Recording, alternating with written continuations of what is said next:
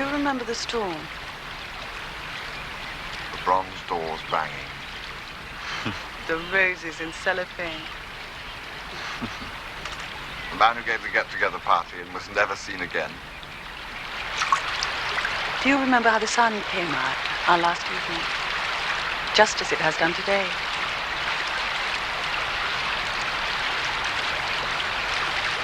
So much to remember. How many days have there been since then when we haven't seen each other? 100, do you think? Oh, not so many. 2 Christmases. To keep up appearances for the sake of the children. Oh, and the 3 days of good taste before I followed you to Capri. Our first summer. Remember how I hung about in Naples and then followed? How we met by arrangement on the hill path and how flat it felt. I went back to the villa and said, Papa, who do you think's arrived at the hotel? And he said, Charles Ryder, I suppose. And I said, whatever made you think of him? And he said, he seems to have a penchant for my children. It was the time you had jaundice and wouldn't let me see you. And when I had flu and you were afraid to come. Yes. 100 days. Out of 2 years and a bit. Not a day's coldness or mistrust or disappointment. Never that.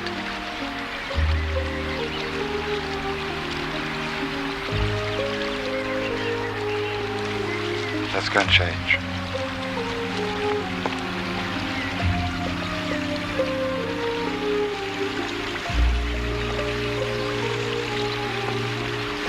How many more, do you think? Another 100? A lifetime. I want to marry you, Charles. One day, why now? War, this year, next year, sometime soon. I want a year or 2 with you of real peace. Isn't this peace?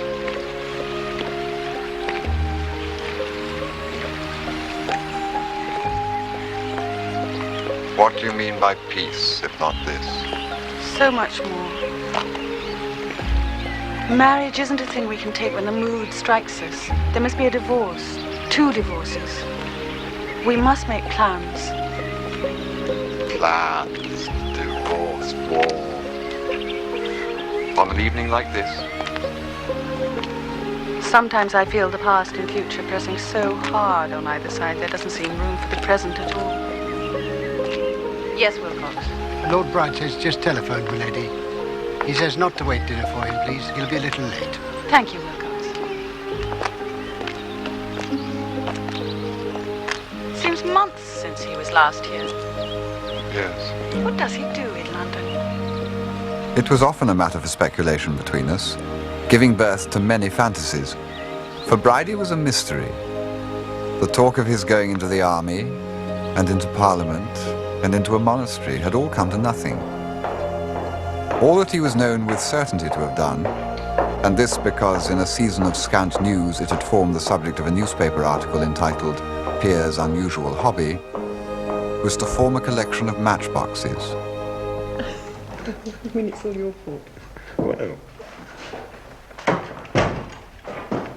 Hello, Bridie. Brady, we're almost finished. Oh, well, only you two. I hope to find Rex here. How are you? What's the news? Well, as a matter of fact, I do have some news, but it can wait. Tell us now. How's the painting, Charles?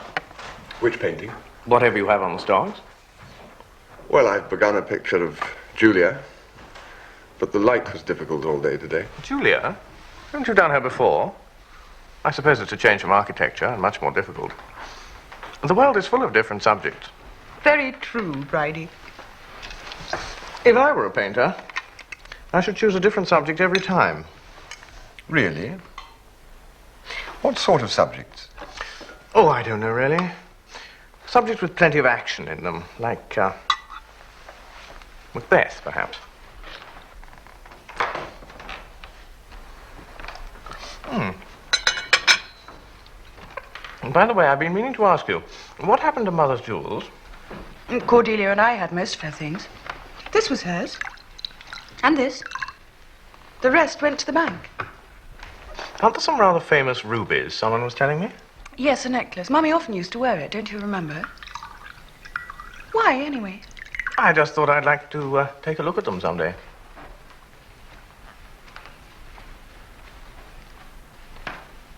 I say, Papa isn't going to pop them, is he? He's not in debt again. No, nothing like that. Come on, Bridie, don't be so mysterious. Out with it.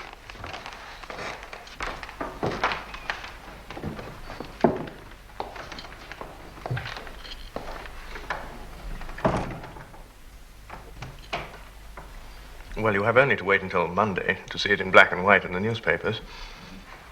I'm engaged to be married. I hope you're pleased. Bridie, how very exciting. Who to? No one you know.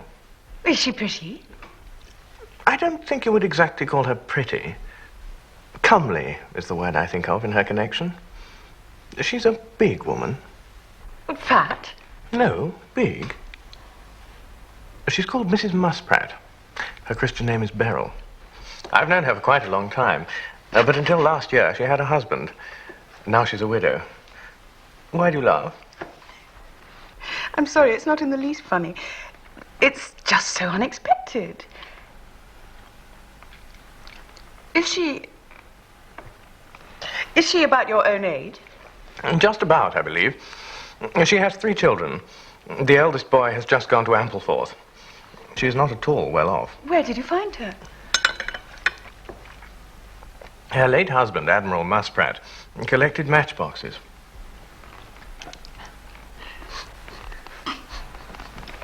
You're not marrying her for her matchboxes. No, the whole collection went to Falmouth Town Library. I have a great affection for her. In spite of all her difficulties, she's a very cheerful woman, very fond of acting. She's a member of the Catholic Players Guild. Does Papa know? I had a letter from him this morning giving me his approval. He's been urging me for some time to marry. Well, congratulations, Bridie. Yes. Congratulations. Thank you. Thank you. I think I'm very fortunate.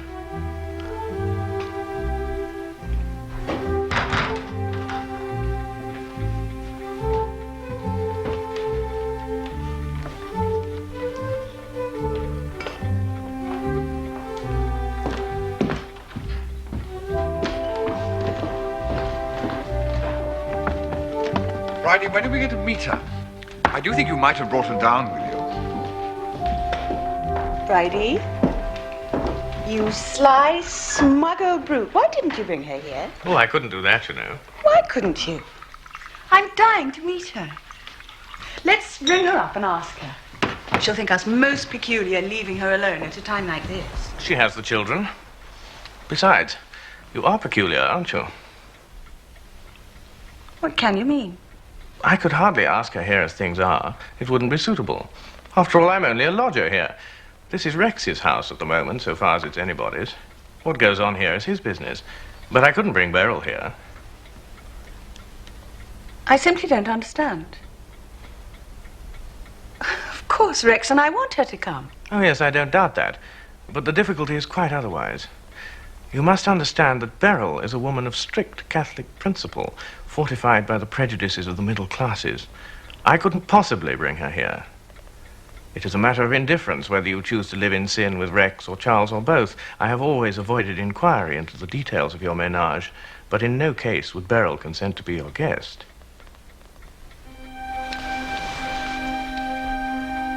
Why, you pompous ass. I may have given the impression that this was a marriage of convenience. I cannot speak for Beryl. No doubt the security of my position has some influence on her. Indeed, she has said as much. But for myself, let me emphasize, I am ardently attracted. Bridie, what a bloody offensive thing to say to Julia. There was nothing she should object to. I was merely stating a fact well known to her.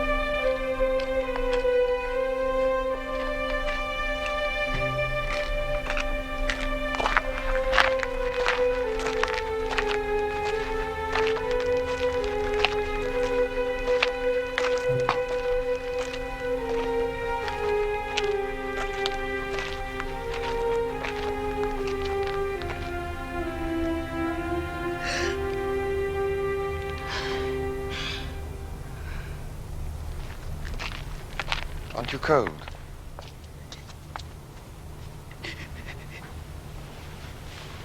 Darling, what is it? Why do you mind? What does it matter what the old booby says? I don't. It doesn't. It's just the shock. Don't laugh at me. How dare he speak to you like that? Cold-blooded old humbug. No, it's not that. He's quite right. They know all about it, Bridie and his widow. They bought it for a penny at the church door. You can get anything there for a penny in black and white and nobody to see that you paid. Just take your track. There, you've got it. All in one word, too. One little, flat, deadly word that covers a lifetime. Living in sin. Not just doing wrong, as I did when I went to America. Doing wrong, knowing it's wrong, stopping doing it, forgetting it. Oh, that's not what they mean. That's not Bridie's pennyworth. He means just what it says. Living in sin every hour, every day, year in, year out. Always the same. It's like an idiot child, carefully nursed, guarded from the world. Poor Julia, they say, she can't go out. She's got to take care of her little sin. Pity it ever lived, they say, but it's so strong. Children like that always are. Julia's so good to her little mad sin.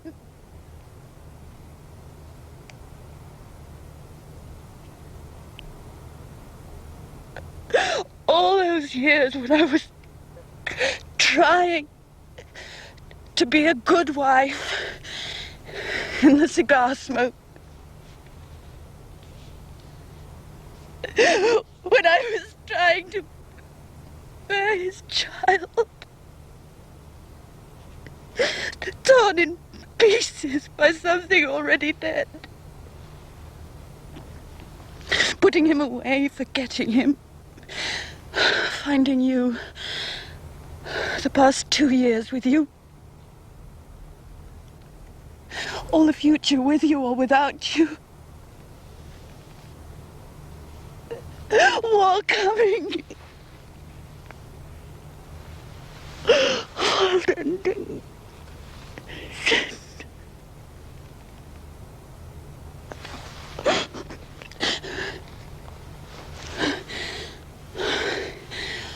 It's a word from so long ago.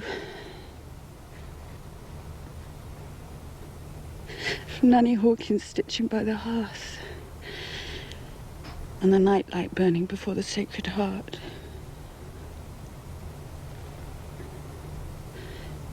Me and Cordelia with the catechism in Mummy's room before luncheon on Sundays.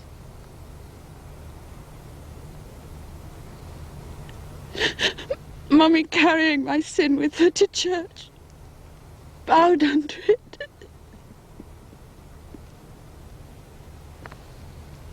Mummy dying with my sin, eating at her more cruelly than her own deadly illness. Mummy dying with it, Christ dying with it, nailed, hand and foot, high among the crowds and the soldiers. There's no comfort except a sponge of vinegar and the kind words of a thief. Hanging forever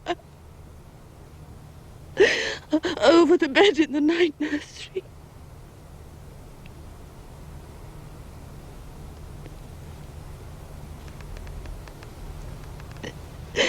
There's no way back.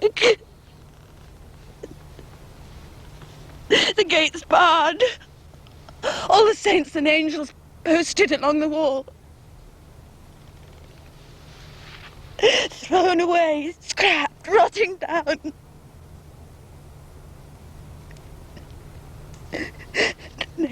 and dead.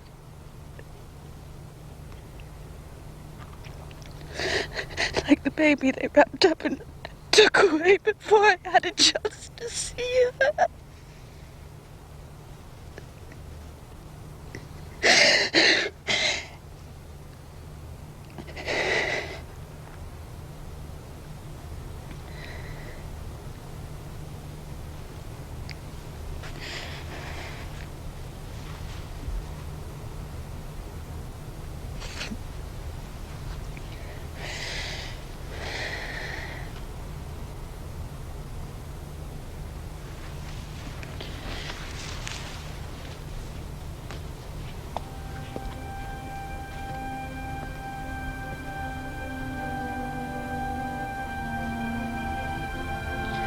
Well, Bridie is one for bombshells, isn't he?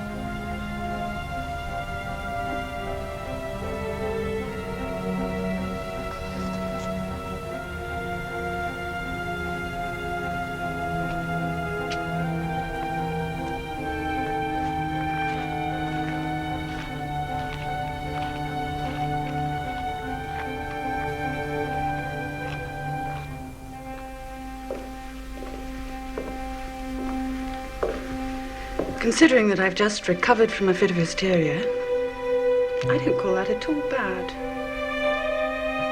Most hysterical women look as if they got a bad cold. Come on.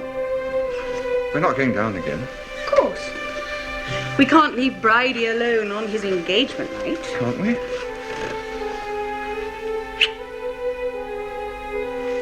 I'm sorry about that appalling scene, Charles. I can't explain.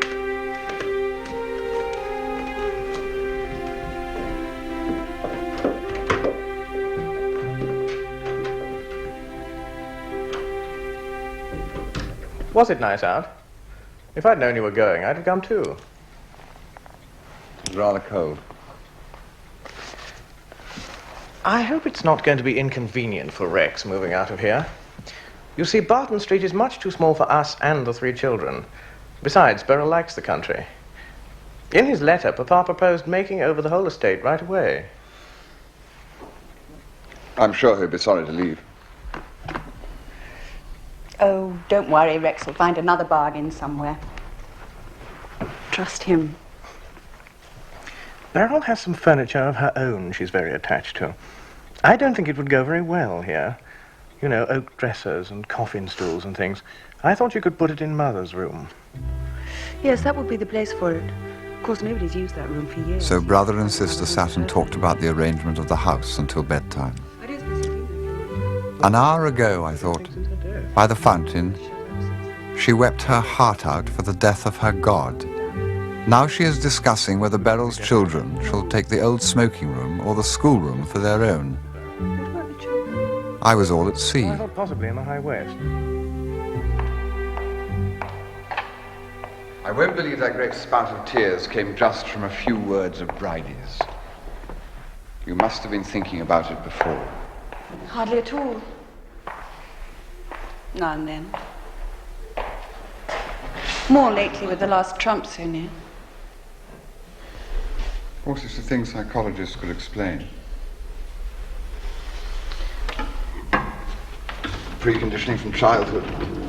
Feelings of guilt from all the nonsense you were taught in the nursery.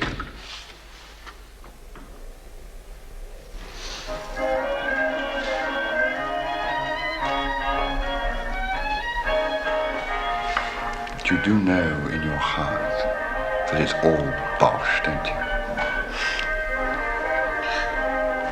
How I wish it was. You know, Sebastian once said almost the same thing to me. He's gone back to the church, you know. Of course, he's never left it as definitely as I did. I've gone too far. There's no turning back. I know that, if that's what you mean by thinking it all bosh.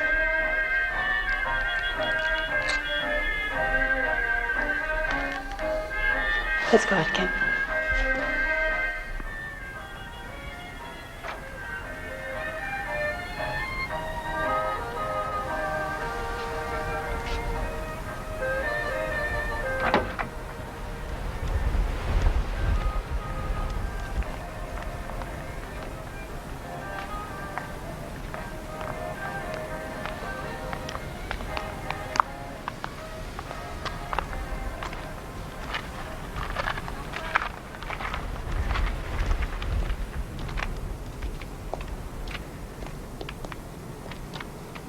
like the setting for a comedy.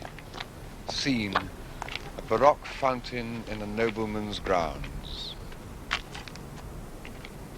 Act 1, sunset. Act 2, moonlight.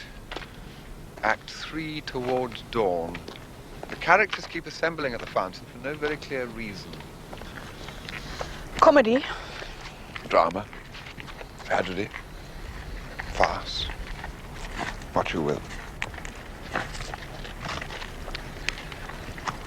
This is the reconciliation scene. Was there a quarrel? Misunderstanding and estrangement in Act 2. Don't talk in that damn bounderish way. Why must you see everything second-hand? Why must this be a play? It's a way I have. I hate it.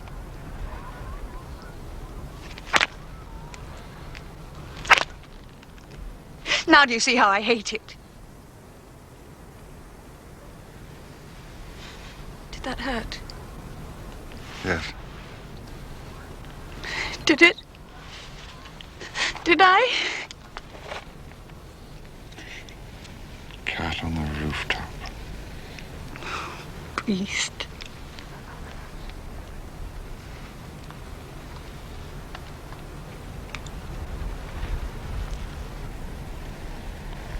Cat in the moonlight.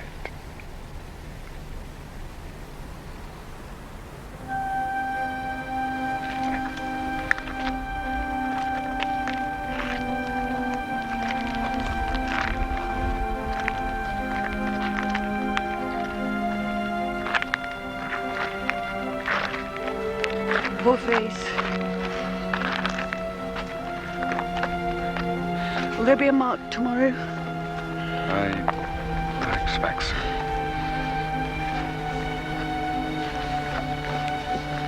Charles, am I going crazy?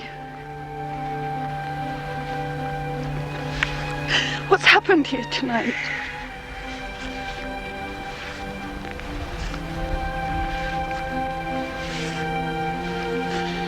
I'm so tired.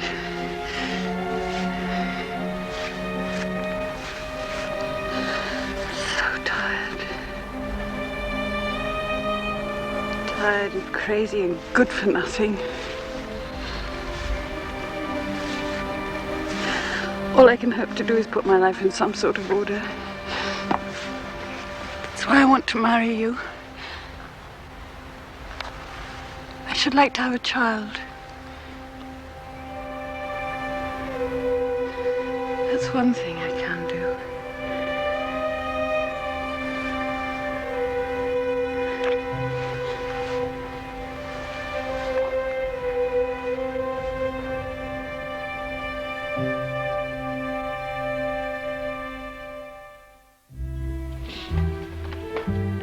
So you're being divorced. Isn't that rather unnecessary after being happy together all these years? We weren't particularly happy, you know. Weren't you? Were you not? I distinctly remember last Christmas seeing you together and thinking how happy you looked and wondering why. You'll find it very disturbing, you know, starting off again. How old are you, 34? Oh, that's no time to be starting. You ought to be settling down. Have you made any plans? Yes. I intend to get married again as soon as the divorce is through. Well, I do call that a lot of nonsense. I can understand a man wishing he hadn't married and trying to get out of it. Though I never thought anything of the kind myself. But to get rid of one wife and take up with another immediately is beyond all reason. I've seen a few divorces in my time. I've never known one work out so happily for all concerned. Almost always. However matey people are at the start, bad blood crops up as soon as they get down to detail. Mind you, I don't mind saying, there have been times in the last couple of years when I thought you were a bit rough on Celia.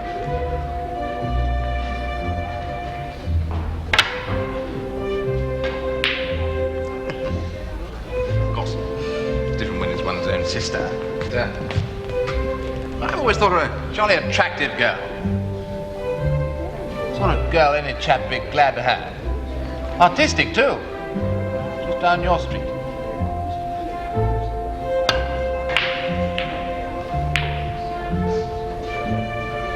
I must admit, you're a good picker. Oh, had a soft spot for Julia. Well, I suppose if Julia insists on a divorce, she must have one. Thank God she couldn't have chosen a worse time. Things had not gone as smoothly for Rex as he had planned. Only war could put his fortunes right and carry him into power. A divorce would do him no great harm, but he was like a gambler with a big bank running. He could not look up from the table. Tell her to hang on a bit, Charles. There's a good fella.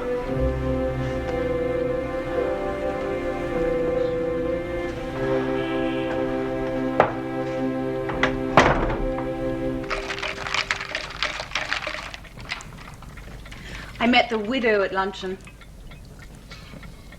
Did you? Do you know what she said to me? So you're divorcing one divorced man and marrying another. It sounds rather complicated. But, my dear, she called me my dear about 20 times. I've usually found that every Catholic family has one lapsed member, and it's often the nicest. What's she like? Majestic and voluptuous. Common, of course. I'll tell you one thing. She's lied to Bridie about her age. She's a good 45. I don't see her providing an heir. Bridie can't take his eyes off her. He was gloating on her in the most revolting way all through luncheon. Was she friendly? Goodness, yes. In a condescending way. I think it put her rather at ease to have me there as the black sheep. She concentrated on me, in fact. Said rather pointedly she hoped to see me often in London. I think Bridie's scruples only extend to her sleeping under the same roof with me. Apparently, I can do her no serious harm in a hat shop or hairdresser's. And the scruples are all on Bridie's part, anyway. The widow is madly tough. Does she boss him? Not yet, much. He's in an amorous stupor, poor beast, and doesn't really know where he is. She's just a good-hearted woman who wants a good home for her children and isn't going to let anything stand in her way.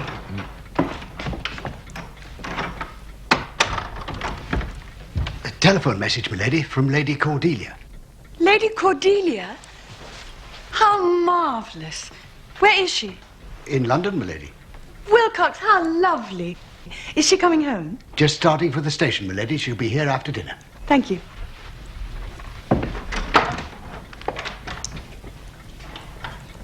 I haven't seen her since I took her to dinner at the Ritz, and she talked about becoming a nun.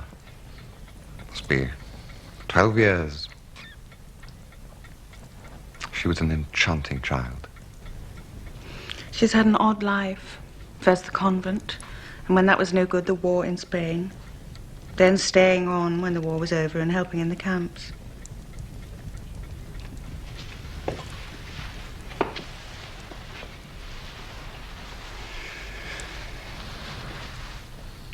She's grown up quite plain, you know. Does she know about us? Yes. She wrote me a sweet letter.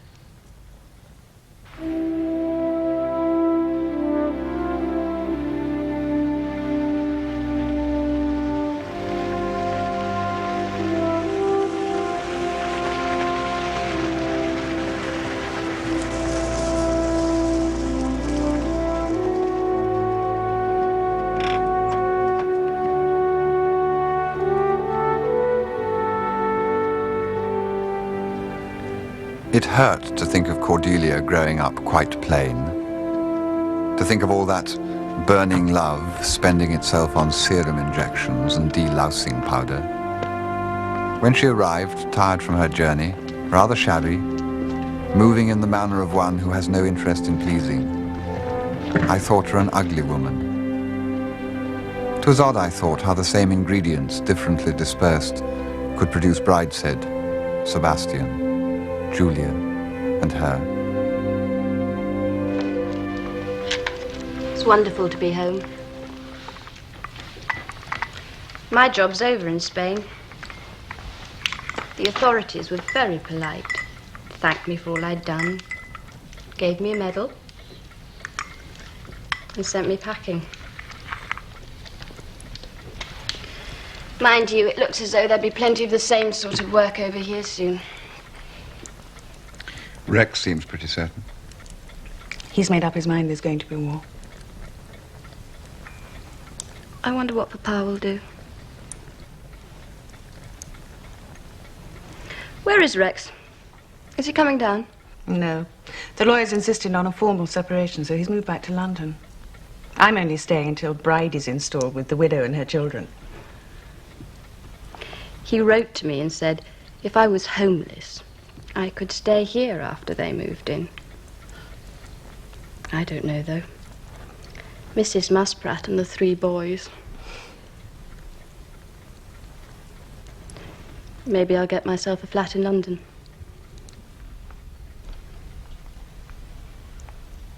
The situation became one of increasing gravity. Till at last. Hello, Nanny. Only His Majesty's government. Oh, I knew you'd be up. Mr. Wilcox sent to tell me you were coming. Oh. I bought you some lace. Oh, that is nice, dear. Just like her poor ladyship used to wear at Mass. Though why they made it black, I never did understand. Seeing laces white, naturally. Well, that will be very welcome, I'm sure. Not even by notes. To save by echo. Now, May we turn the wireless off, Nanny? oh, why, of course. I didn't notice it was on. In the pleasure of seeing you. Isn't it splendid about Julia and Charles getting married? Well, I hope it's all for the best. Brideshead has certainly taken long enough to make up his mind. I've hunted all through Debrett, and I couldn't find any mention of Mrs. Musprat's connections. She caught him, I dare say. What have you done to your hair? Oh, I know. It's terrible. I must get all that put right now I'm back. Darling Nanny. I saw Sebastian last month. What a time he's been gone. Was he quite well? Not very. That's why I went. It's quite near, you know, from Spain to Tunis. He's with the monks there. Oh, well, I hope they look after him properly. I expect they find him a regular handful. He always sends to me at Christmas, though it's not the same as having him home. He's got a beard now, and he's very religious. That I won't believe, not even if I see it. He was always a little heathen. Brideshead was one for church, not Sebastian. And a beard. Oh, only fancy. Such a nice fair skin as he had. Always looked clean, though he'd not been near water all day. While Brideshead, there was no doing anything with. Scrubs.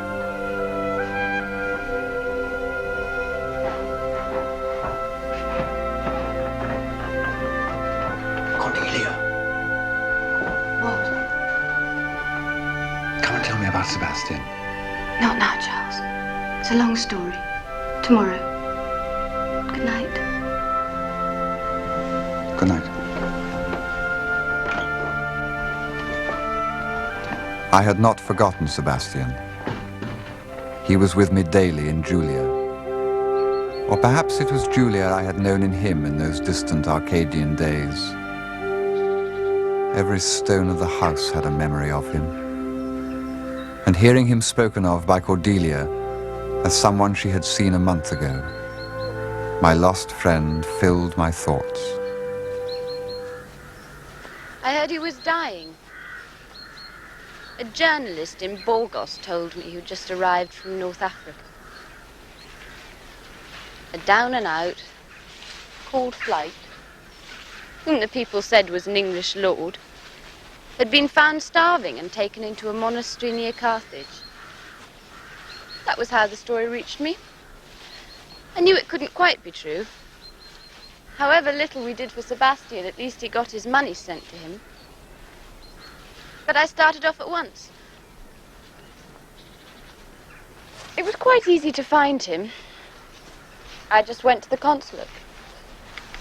Apparently he turned up in Tunis one day and applied to be taken on as a missionary lay brother. The fathers took one look at him and turned him down. Then he started drinking again. He lived in a little hotel on the edge of the Arab Quarter. I went to see the place later. It was a bar with a few rooms over it, smelling of hot oil and garlic and stale wine. He stayed there a month, drinking Greek absinthe. They loved him there. He's still loved, you see. Whatever he does, whatever condition he's in. It's the thing about him that he'll never lose. They thought very ill of his family for leaving him like that. Wouldn't happen with their people, they said. And I dare say they're right. Anyway, that was later.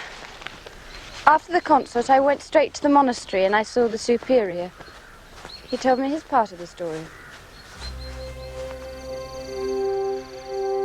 So I sent him away. He kept coming back 2-3 times a week. Always drunk. Until I gave orders to the porter to keep him out. He must have been a terrible nuisance to you. I don't know what I can do to help him, except pray. Finally, we found him unconscious outside the main gate. He had fallen down and had lain there all night. At first we thought that he was merely drunk again. Then we realized that he was very ill. So we took him to the infirmary. He has been there ever since. They'd given him a room to himself just off the cloisters. He looked terrible. Any age. First he couldn't talk much, but I stayed a fortnight with him till he was over the worst of his illness.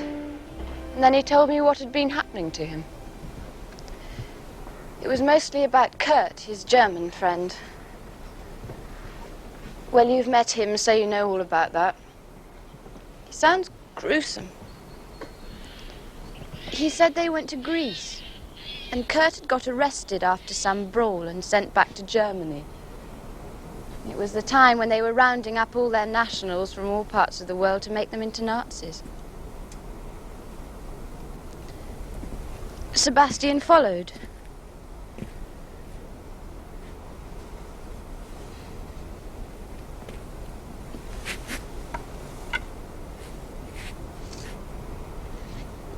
For a year, he couldn't find any trace of him.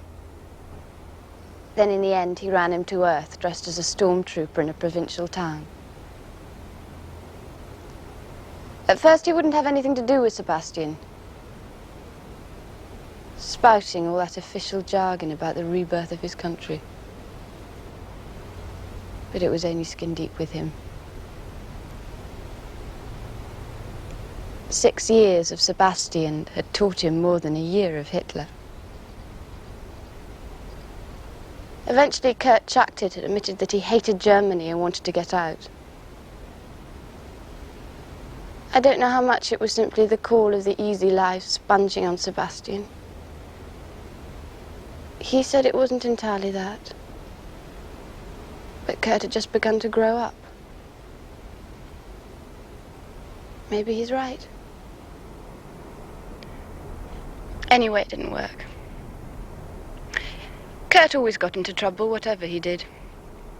Finally, they caught him and they put him in a concentration camp. Sebastian couldn't get near him. He didn't even know what camp he was in. So he hung about in Germany for another year, drinking again. Until one day in his cups, he took up with a man who'd just been out of the camp where Kurt had been. And learned that he'd hanged himself in his hut in the first week.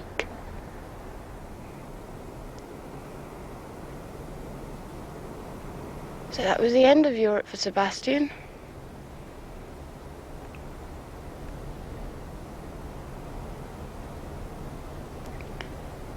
He went back to North Africa, where he'd been happy.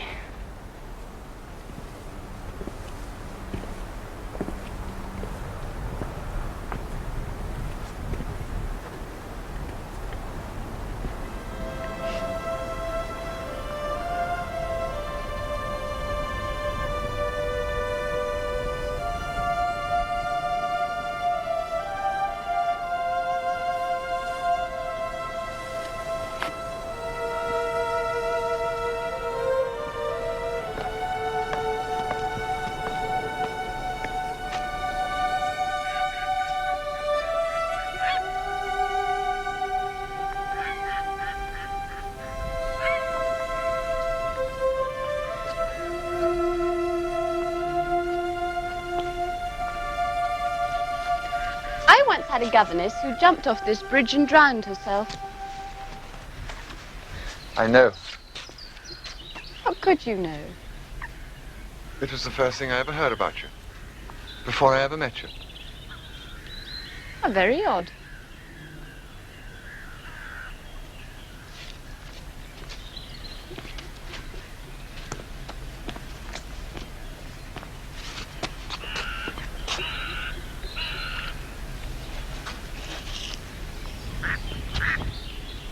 Have you told Julia this about Sebastian? The substance of it. Not quite as I told you.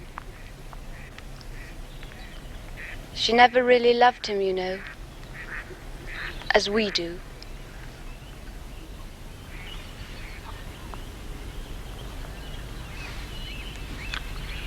Poor old Sebastian. It's quite pitiful. How will it end? I think I can tell you exactly, Charles. I've seen others like him. And I believe that they are very near and dear to God. They'll let him stay there, living half in and half out of the community. He'll be a great favourite with the old fathers, and something of a joke with the novices. There are usually a few odd hangers-on in a religious house.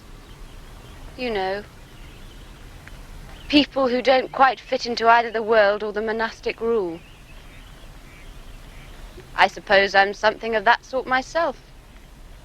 But as I don't happen to drink, I'm more employable. He'll disappear for 2 or 3 days every month or so.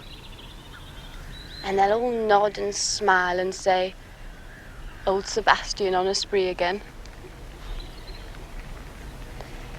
Then one day, after one of his drinking bouts, he'll be picked up at the gate dying, and show by the mere flicker of his eyelids that he is conscious when they give him the last sacraments. Not such a bad way of getting through one's life. It's not what one would have foretold.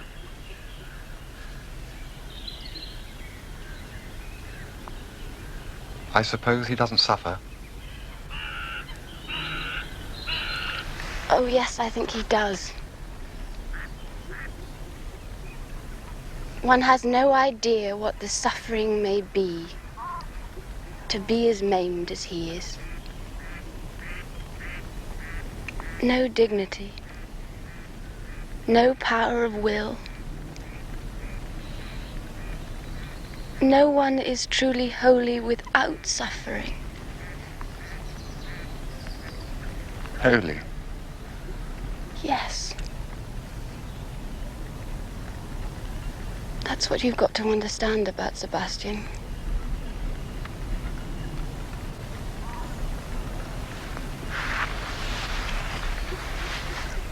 He's in a very beautiful place, you know. White cloisters, a bell tower, rows of green vegetables, and a monk watering them when the sun is low. You knew I wouldn't understand.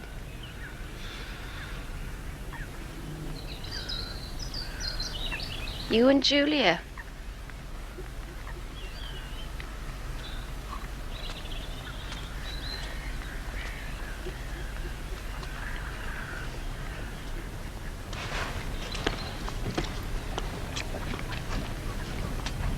Tell me, Charles, when you first met me last night, did you think, poor Cordelia, such an engaging child, grown into a plain and pious spinster, full of good works? Did you think thwarted? Yes, I did. But now I'm not so sure. It's funny, you know. That's exactly the word that I thought for you and Julia when I saw you up in the nursery with Nanny. Thwarted passion, I thought. My divorce case, or rather my wife's, was due to be heard about the same time as Brideshead was married. But he was to have no triumphal return.